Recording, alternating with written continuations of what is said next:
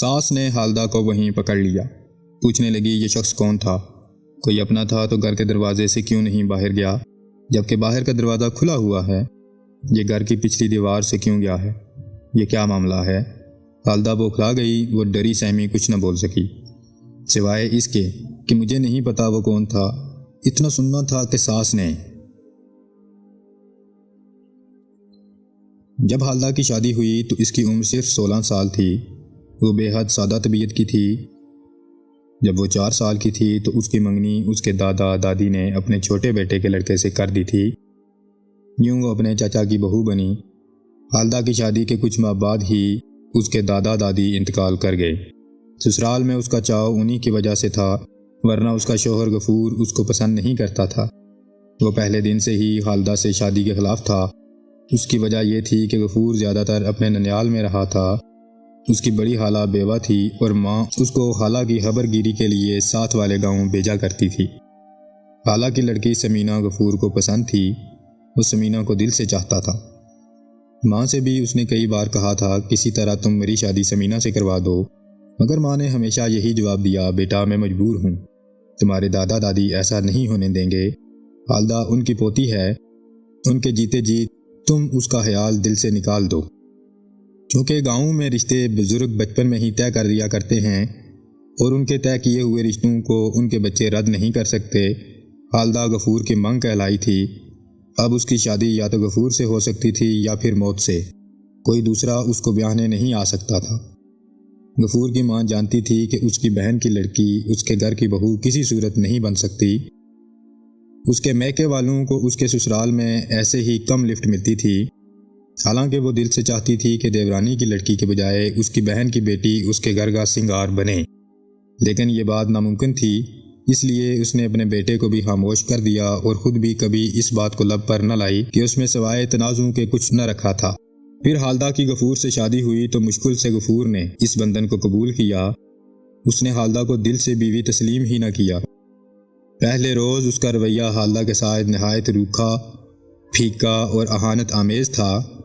وہ اس کی بہت کم پرواہ کرتا تھا، دیر سے گھر آتا اور اس کے کام میں نقص نکالتا رہتا۔ ماں اس کا کرب سمجھتی تھی، باقی لوگ اس کو سمجھاتے کہ اس کی یہ عادتیں اچھی نہیں ہیں۔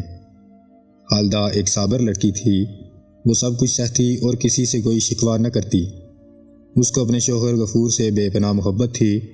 وہ اس کی بے روحی کو بھی اس کی عنایت سمجھتی تھی۔ جب تک دادا دادی زندہ رہے حالدہ کی کچھ قدر و قیمت رہی۔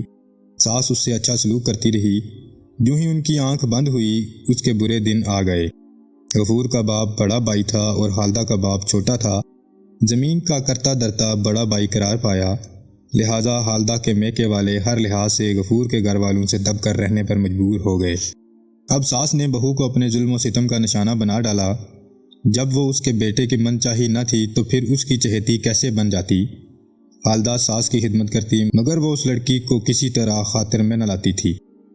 دیہات کے گھروں میں بہت کام ہوتا ہے۔ زمیندار لوگ تو یہ کام اپنے مزاروں کی عورتوں سے کراتے ہیں، مگر جو لوگ 2-4 بیگھے کے مالک ہوتے ہیں ان کی عورتیں خود چکی پیستیں، دھان کوٹتیں، گھاس کاٹتیں، فصل کی بوائی میں مردوں کا ہاتھ پٹاتیں، جانوروں کی دیکھ بھال، دودھ دوہنا، لسی بلونا، بان بٹنا، چارپائیاں بننا، غرض ہر کام عورت ہی کو کرنا پڑتا تھا۔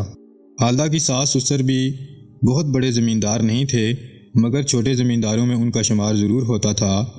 ان کی عورتیں گھر سے باہر کھیتوں میں کام کرنے نہیں جاتی تھیں۔ گھر کے اندر بھی مزاروں اور کسانوں کی عورتیں آ کر کام کر جاتی تھیں، مگر حالدہ کی ساس گھر کے اندر کے سارے کام حالدہ سے ہی کرواتی تھی۔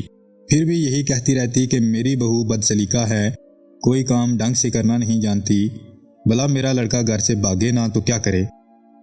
حالدہ کے میکے تک یہ باتیں پہنچتی تھیں مگر وہ چپ تھے۔ شرافت کی وجہ سے کسی صورت اپنی لڑکی کی طلاق نہیں چاہتے تھے۔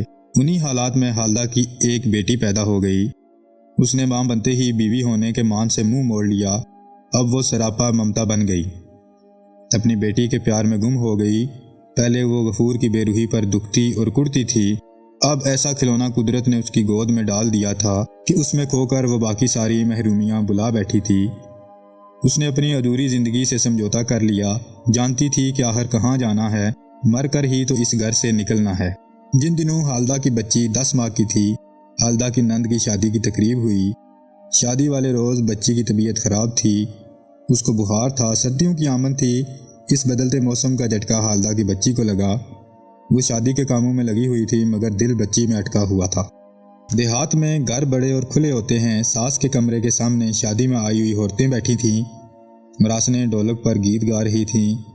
رت جگہ ہو رہا تھا۔ برابر والے صحن میں حالدہ اور غفور کا کمرہ تھا۔ درمیان میں چھوٹی سی مٹی کی دیوار تھی۔ دونوں طرف کے صحن کافی بڑے تھے۔ حالدہ ساس کے کمرے میں بیٹی کو گود میں لیے بیٹھی تھی۔ اچانک بچی رونے لگی۔ اس کا جسم بخار سے تپ رہا تھا۔ حالدہ کو خیال آیا کہ وہ اپنے کمرے میں جا کر دوائی کی شیشی اٹھا لائے اور بیٹی کو پلا دے تو شاید بچی کو کچھ سکون ملے اور وہ سو جائے۔ بچی کو وہ ایک عورت کی گود میں دے کر چلی گئی۔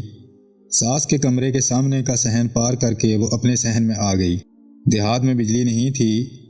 جہاں رت جگہ ہو رہا تھا گھر کی ساری لالٹینیں وہیں جل رہی تھیں۔ حالدہ والے صحن میں مکمل اندھیرا تھا اور اندھیرے میں چلتی ہوئی وہ اپنے کمرے میں پہنچی۔ اس نے طاقچے میں ہاتھ سے ماچس کو ٹٹولا کہ وہیں طاق میں رکھے مٹی کے دیے کو جلا دے اور پھر اس کی روشنی میں دوا کی شیشی اٹھا کر لے جائے۔ دیے کو باہر نہیں لے جا سکتی تھی کیونکہ صحن میں دیا بجھ جانا تھا۔ یوں بھی اس کے صحن میں ساس والے صحن کی روشنی مدھم ہو کر آ رہی تھی۔ حالدہ نے دیا جلایا اور اس تختے کی طرف ہاتھ بڑھایا جو دیوار میں نصب تھا اور جس پر دوا کی شیشی رکھی تھی۔ اچانک اس کی نظر چارپائی پر پڑی۔ وہاں کوئی شخص پگڑی منہ سے لپیٹے بیٹھا نظر آیا۔ اس نے دیے کی روشنی میں اس کا چہرہ دیکھنا چاہا۔ اس کا خیال تھا کہ کوئی اپنا ہی آدمی شادی کے ہنگامے سے تھک کر یہاں آ بیٹھا ہے، یا غفور ہو سکتا ہے یا اس کا چھوٹا بھائی ہوگا، نہیں تو اس کا کوئی چاچے مامے کا لڑکا ہے، اس کا سسر ہے۔ ایسا ہی رشتہ ذہن میں رکھتے ہوئے جب اس نے دیے کو اس کے چہرے کے سامنے کیا تو وہ شخص گھبرا کر اٹھ کھڑا ہوا۔ یہ کوئی اجنبی تھا۔ اس کے ہاتھ میں خون آلود کلاڑی تھی۔ اس سے پہلے کہ حالدہ کچھ کہتی وہ اجنبی بولا، چپ رہ، شور نہ مچانا، مجھے پناہ دے۔ مجھ سے اپنے دشمن کا خون ہو گیا ہے، لوگ میرے پیچھے ہیں، وہ میرا تعاقب کر رہے تھے، میں ان سے بچتا بچاتا ہوا ادھر آ نکلا۔ شادی کا گھر دیکھ کر میں یہاں آیا ہوں۔ اگر تم نے کسی کو آواز دی تو میں پکڑا جاؤں گا، مگر ایسا ہونے سے پہلے میں تمہیں قتل کر دوں گا۔ حالدہ تو لرز کر رہ گئی۔ وہ بولی، یہ شادی کا گھر ہے، یہاں بہت لوگ ہیں، ابھی کوئی نہ کوئی ادھر ضرور آئے گا۔ ہر چیز گھر کی میرے ہی کمرے میں رکھی ہے، کسی کو جس شے کی بھی ضرورت ہوتی ہے وہ لینے آئے گا اور تم پکڑے جاؤ گے۔ بہتر ہے تم یہاں سے نکل جاؤ۔ اجنبی نے کہا کہ اب میں سامنے سے گزر کر واپس نہیں جا سکتا۔ اس وقت جب میں ان کے درمیان میں سے گزرا تھا تو کسی نے دھیان نہیں دیا، وہ مجھے شادی کے گھر کا کوئی مرد سمجھے ہوں گے، مگر اب میں سامنے سے نکلوں گا تو وہ میرا چہرہ ضرور دیکھ لیں گے۔ میرے لیے بہت خطرہ ہے۔ حالدہ بولی، اچھا تم بیٹھو، تمہاری مرضی، میں تو چلتی ہوں۔ اس نے جلتے ہوئے دیے کو طاق میں رکھ دیا اور خود باہر نکلنے لگی۔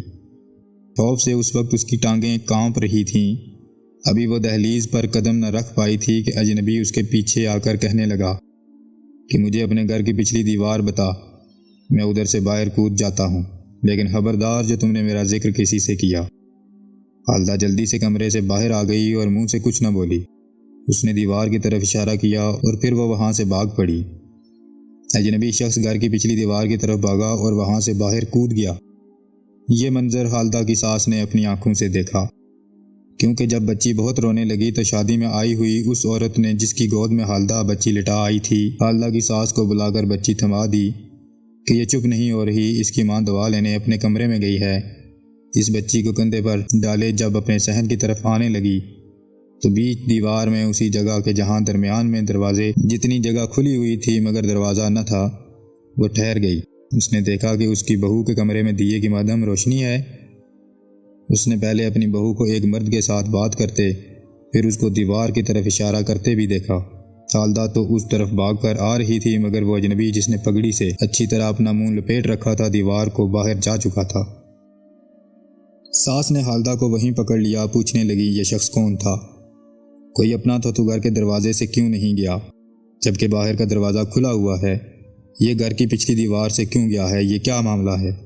حالدہ بوکھلا گئی۔ وہ ڈری سہمی کچھ نہ بول سکی سوائے اس کے کہ مجھے نہیں پتا وہ کون تھا۔ اماں میں جب دوا لینے گئی تو وہ میرے کمرے میں بیٹھا تھا، اتنا سننا تھا کہ ساس نے خالدہ کے بال پکڑ لیے، اس کو گھسیٹتی ہوئی اندھیرے میں لے گئی اور 2-4 لاتیں اور مکے مار کر بولی، بدبخت، بد کردار، تیرے یہ کرتوت کہ تو سمجھی کہ ہم شادی کے ہنگامے میں ہیں، مجھے کوئی نہ دیکھے گا۔ سچ بتا، تو نے کس یار کو بلایا تھا؟ کس کو اپنے کمرے میں ملاقات کا ٹائم دیا تھا؟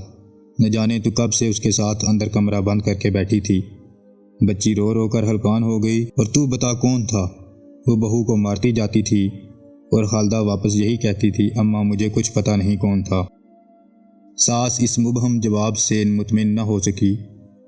وہ یہی کہتی رہی کہ تجھ سی بد چلن عورتیں یہی کرتی ہیں، سمجھتی ہیں شادی میں مل لینا اچھا موقع ہے، کسی کو کسی کی خبر نہیں ہوتی۔ صورت سے کتنی معصوم نظر آتی ہے۔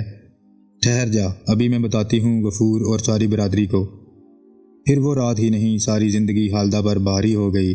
صبح ساس نے پہلے بیٹی کو رخصت کیا، پھر بہو کو، مگر بیٹی کو ڈولی میں اس کا گھر آباد کرنے کے لیے روانہ کیا اور بہو کو گھر بدر ہونے کے لیے گھر سے بے گھر کر دیا۔